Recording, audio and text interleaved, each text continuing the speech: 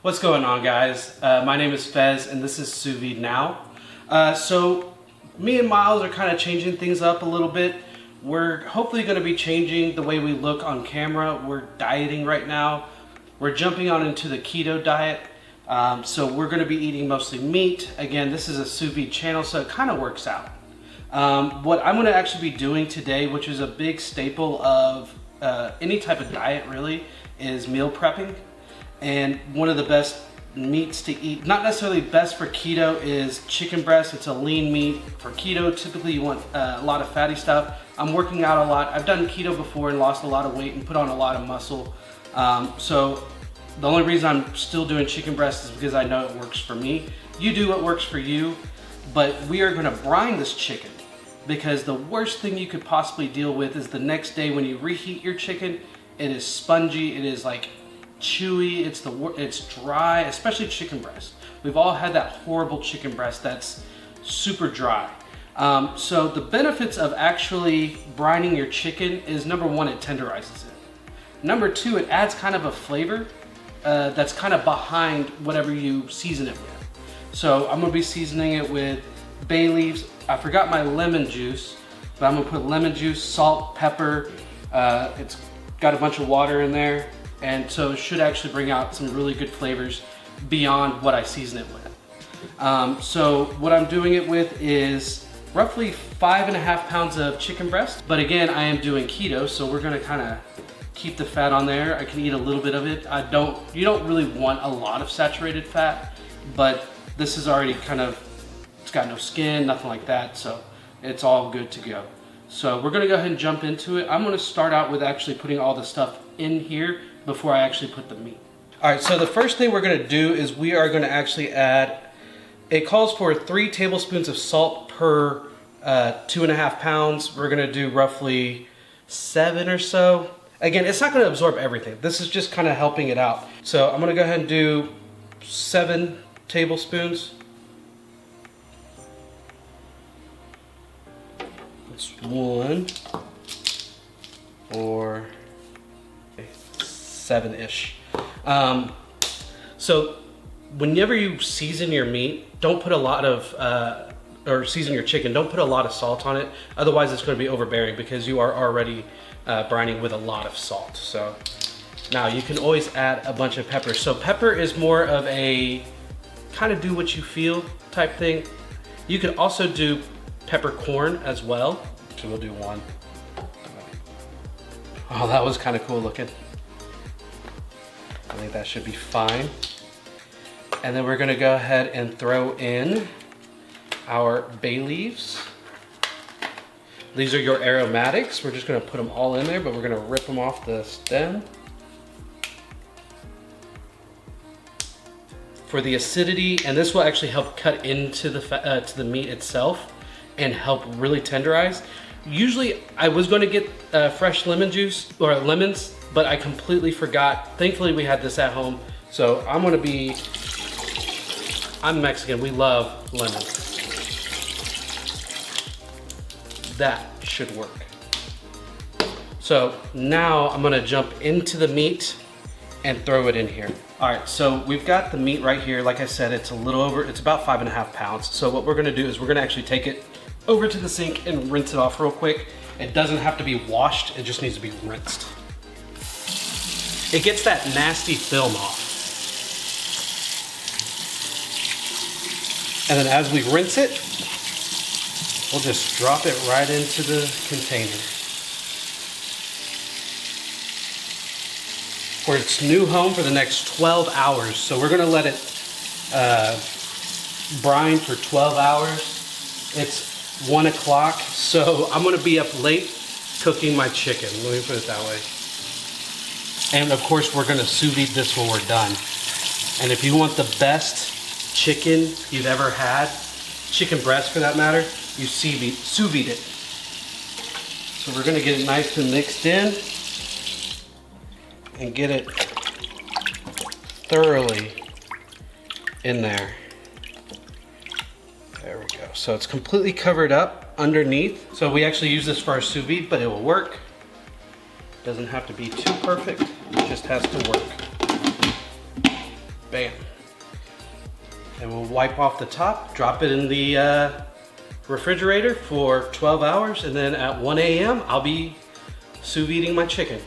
All right, so we got the chicken out of the fridge now. It's been 8 hours. We didn't go to the full 12 because I didn't want to stay up till 3 o'clock in the morning letting this thing cook because I have things to do tomorrow. So I'm gonna go ahead and what we're gonna do is we're gonna rinse off the chicken.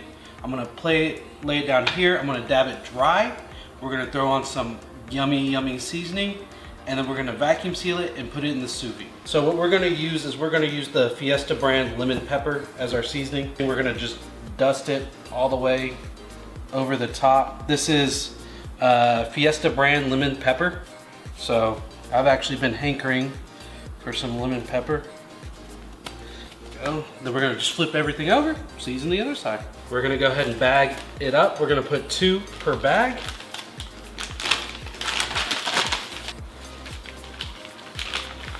So much easier.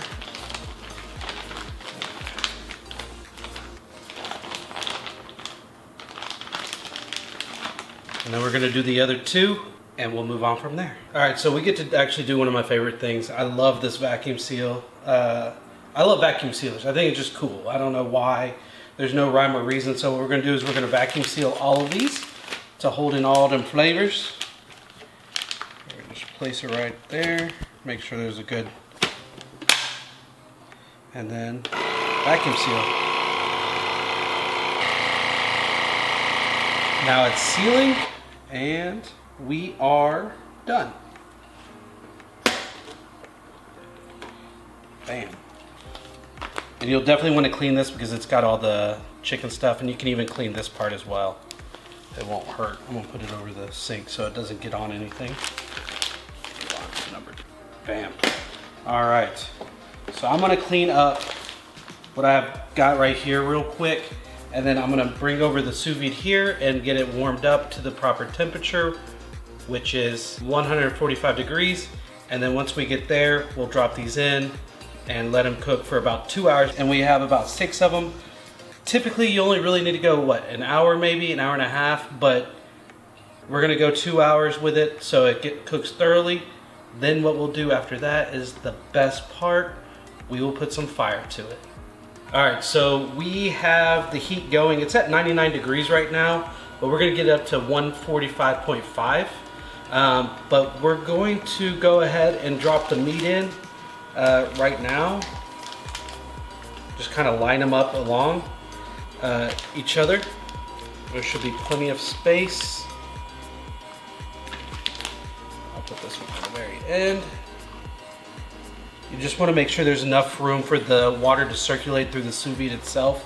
Now the best part of sous vides is you can do it while it's warming up because it's not like a grill.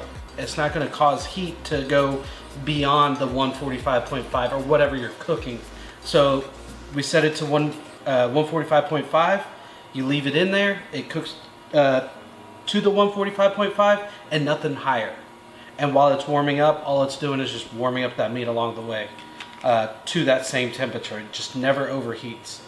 In fact, most meats you can actually leave for beyond the 2 hours. You can leave it in 5, 6, 8 hours, but certain meats will break down and you don't want to do that.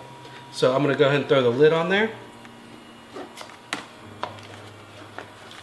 And in 2 hours for me, about 2 seconds for you, we'll be right back. All right, so it is actually done. It's still kind of circulating. We actually let it go for like 2.5 hours, really. But we're gonna go ahead and stop it because it's already cooked. The water's nice and warm. It's actually scalding. I never realized what 145 degrees is like. So one of my favorite things is doing with a sous vide and even brining the chicken. It's literally like a handful of steps that take no time at all.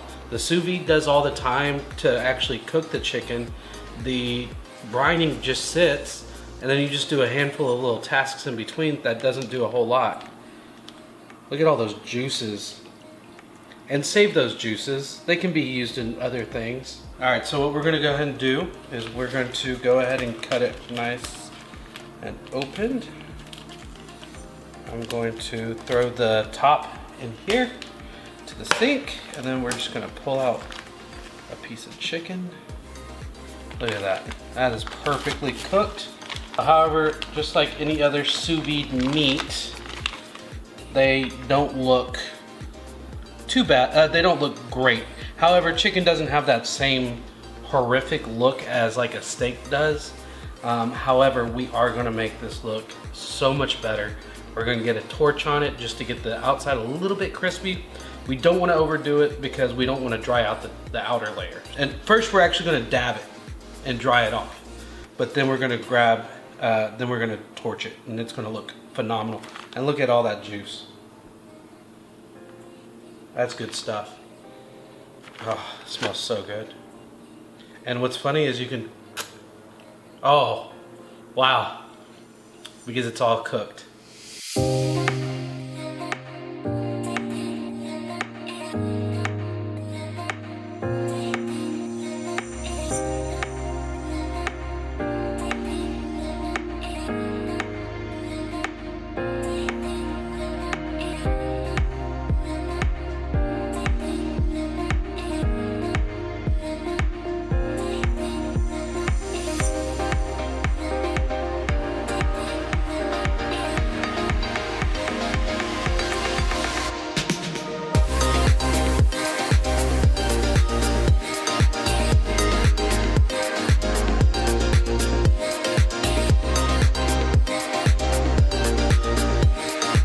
So we finished the meat, we sliced it, and we used our new Dalstrong slicing knife. If you want to see us slicing it or have any interest in actually seeing a video about it, we will put the link to this video up here. It should have came out a few days ago. We've got two different ways that we cooked the meat after with the torch. Miles likes his a little bit drier or a little bit more tough on the outside. To me, it doesn't really matter. I went for the squishier style. More moist. A little bit more moist. It's much softer. Word. Yeah, yeah. I mean, you can kind of see it. It's got some squishiness to it. I don't know if you can see it, but.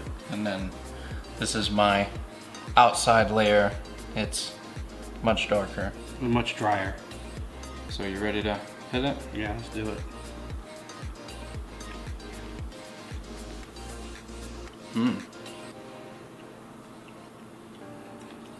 That's good chicken.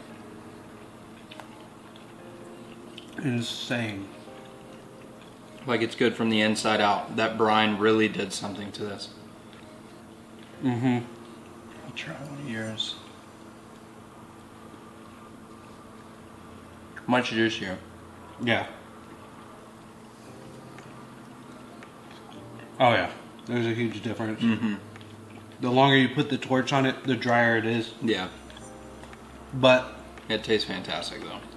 Oh, even the little bit of the torch on it gives you almost like a grill flavor. Mm-hmm. So. And what's cool is when you lay it on the rack like we did to dry it off and then sear it, it even gives it little grill marks. Yeah. So let us know if y'all made it anything like this. If you tried anything different, let us know down in the comments. Let us know about any different brines that you guys use. Yes, I want to try different brines. In all honesty, this is the first time I've brined. Mm-hmm. I've brined in salt water before, but nothing like other than that. Yeah. So. Yeah, it was delicious. It worked out perfectly. I'm really happy because tomorrow when I warm up a piece of chicken, it's not going to be dry. It's going to be juicy. Yeah. So with that being said, my name's Miles. And my name is Fez. Thanks for watching, guys. Peace out.